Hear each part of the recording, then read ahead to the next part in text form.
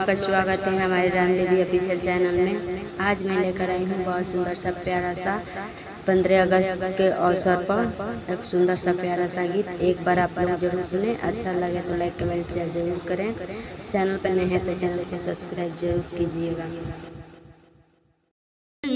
तिरंगा झुके नहीं भारत में, भारत में तिरंगा झुके नहीं भारत में, भारत में वीरों जवानों देश पुकारे, वीरों जवानों देश पुकारे।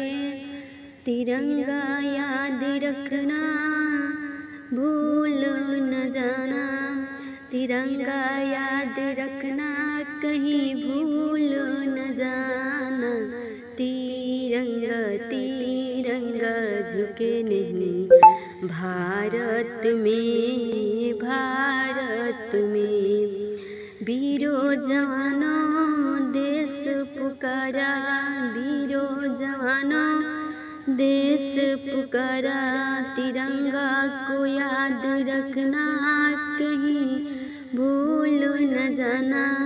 तिरंगा तिरंगा झुके नहीं भारत में, भारत में तिरंगा हमारा ऊंचा रहेगा, तिरंगा हमारा ऊंचा रहेगा।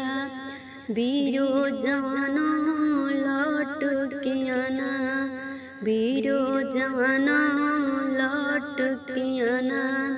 तिरंगा तिरंगा झुके नहीं भारत में, भारत में तिरंगा तिरंगा झुके नहीं भारत में, भारत में वीरों जवानों लौट के आना। तुम्हें याद रख तिरंगा याद रखना कहीं भूल न जाना।